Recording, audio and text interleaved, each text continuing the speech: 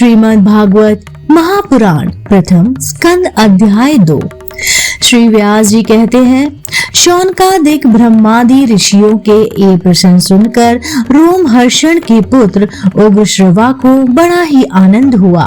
उन्होंने ऋषियों के इस मंगलमय प्रश्न का अभिनंदन करके कहना आरंभ किया। सूत जी ने कहा, जिस समय श्री शुकदेव जी का यज्ञ पवित्र संस्कार भी नहीं हुआ था, सुतरा लौकिक वैदिक कर्मों के अनुष्ठान का असर भी नहीं आया था, उन्हें अकेले ही संन्यास लेने के उद्देश्य से जाते देखकर उनके पिता व्यास जी विरह से कातर होकर पुकारने लगे, बेटा बेटा। उस समय तन्मय होने के कारण श्री शुकदेव जी की ओर से वृक्षों ने उत्तर दिया, ऐसे सबके हृदय में विराजमान श्री शुकदेव मुनि को मैं नमस्कार करता हूँ। यह श्रीमद् भागवत अत्यंत गोपनीय रहस्यमय पुराण है। यह भगवत स्वरूप का अनुभव कराने वाला और समस्त वेदों का सार है। संसार में फंसे हुए जो लोग इस घोर अज्ञान अंधकार से पार जाना चाहते हैं, उनके लिए आध्यात्मिक तत्वों को प्रकाशित कराने वाला यह एक अद्वितीय दीपक है। वास्तव में उन्हीं पर करुणा करने वाले बड़े बड़े मुनियों के आश्चर्य श्री शुकदेव जी ने इसका वर्णन किया है। मैं उनकी शरण ग्रहण करता हूँ। मनुष्य में सर्वश्रेष्ठ भगवान के अवतार नर नारायण ऋषियों को, सरस्वती देवी को और श्री व्यास देव जी को नमस्कार करके सब संसार और अंतकरण के समस्त विकारों पर विजय प्राप्त कराने वाले इस श्रीमद् भागवत महापुराण का पाठ करना चाहिए। ऋषियों, आपने संपूर्ण विश्व के कल्याण के लिए ये बहुत ही सुंदर प्रश्न किया है, क्योंकि यह प्रश्न श्री कृष्ण के संबंध में है और इसकी भली भांति आत्म शुद्धि हो जाती है।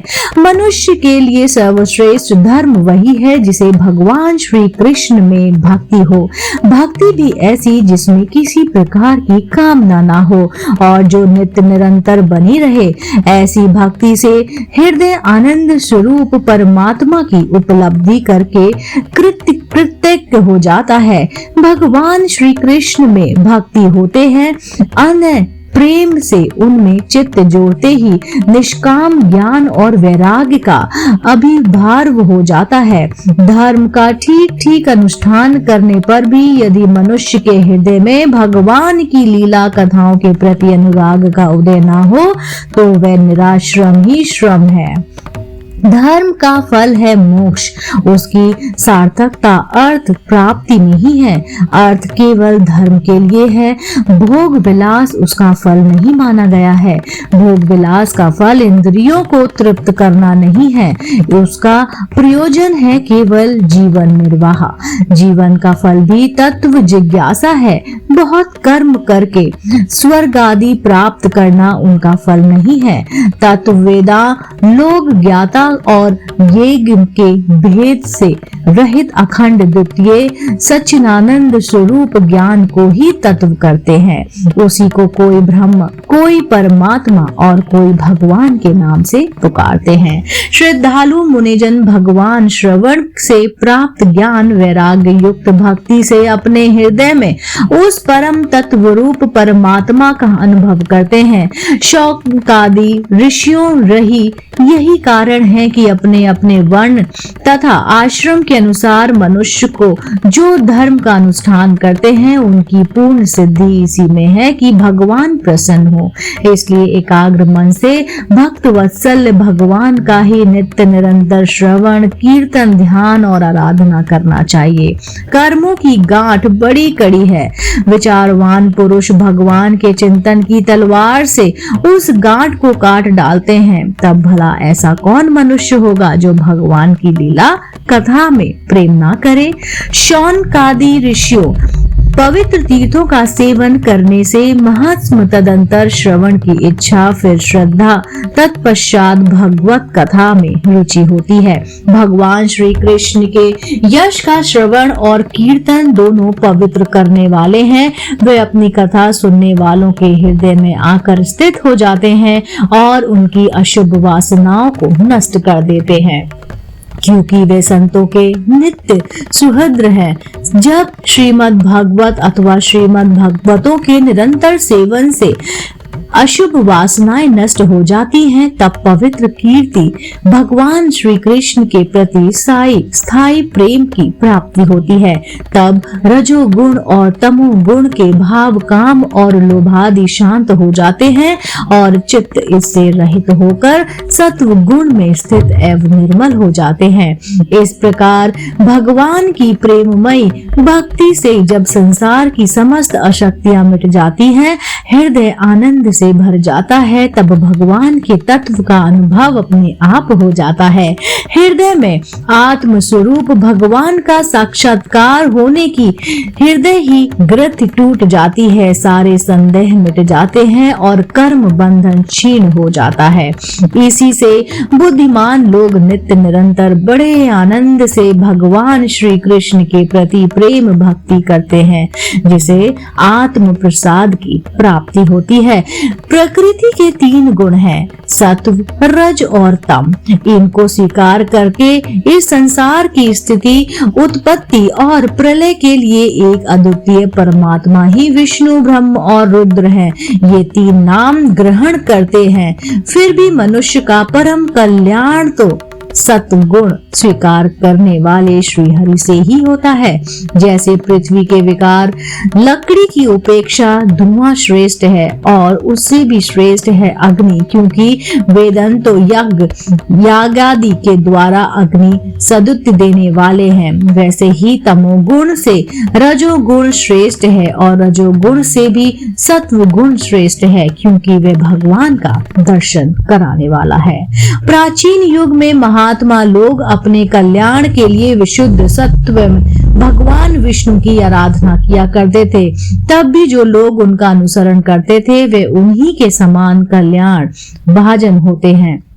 जो लोग इस संसार सागर से पार जाना चाहते हैं, वे यद्यपि किसी की निंदा तो नहीं करते, ना किसी में दोषी देखते हैं, फिर भी घोर रूप वाले तमोगुणी, रजोगुणी, भैरवादि भूतपतियों की उपासना न करके सत्वगुणी विष्णु भगवान और उनके अंश कला स्वरूपों का भी भजन करते हैं।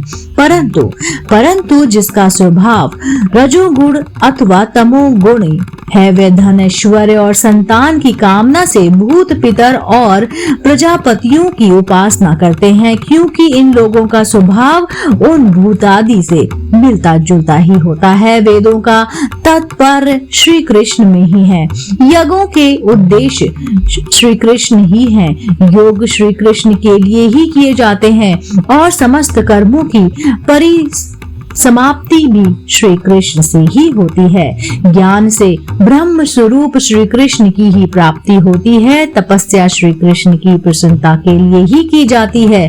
श्री कृष्ण के लिए ही धर्मों का अनुष्ठान होता है। सब गतियां श्री कृष्ण में ही समा जाती हैं। यद्यपि भगवान श्री कृष्ण प्रकृति और उनके गुणों से अतीत है, फिर भी अपने गुणमयी माया से जो प्रपंच की दृष्टि से है और तत्व की दृष्टि से नहीं है, उन्होंने ही सर्ग के आदि में इस संसार की रचना की थी। ये सत्व, रज और तम तीनों गुण उसी माया के विलास हैं। इनके भीतर रहकर भगवान इससे युक्त रसीखे मालूम पड़ते हैं। वास्तव में तो वे परिपूर्ण विज्ञान धन है। अग्नि तो वस्तुतः एक ही है, परंतु जब वह अनेक प्रकार की लकड़ियों में प्रकट होती है, तब अनेक सी मालूम पड़ती है। वैसे ही सबके आत्म स्वरूप भगवान तो एक ही हैं, परंतु प्राणियों की अनेकता से अनेक जैसे जान पड़ते हैं। भगवान ही इस सूक्ष्म भूत तन्मात्रा, इंद्रादि तथा अंतकरण आदि गुणों के विकार भूत भावों के द्वारा नाना प्रकार की योनियों का निर्माण करते हैं और उनमें भिन्न भिन्न जीवों के रूप में प्रवेश करके उन योगियों के अनुस्वरूप विषयों का उपभोग करते कराते हैं। वे ही संपूर्ण लोगों की रचना करते हैं और देवता, पशु, पक्षी, मनुष्य आदि योनियों में लीलावतार अवतार ग्रहण करके सत्व गुण के द्वारा जीवों का पालन पोषण करते हैं। श्रीमद् नारायण नारायण नारायण, श्रीमद् नारायण नारायण नारायण। इसी के साथ श्रीमद् भागवत महापुराण प्रथम स्कंद अध्याय 2 यहीं पर समाप्त होता है। अगला अध्याय सुनने के लिए आप देखते रहिए आपका अपना पसंदीदा YouTube चैनल आध्यात्मिक कहानियां।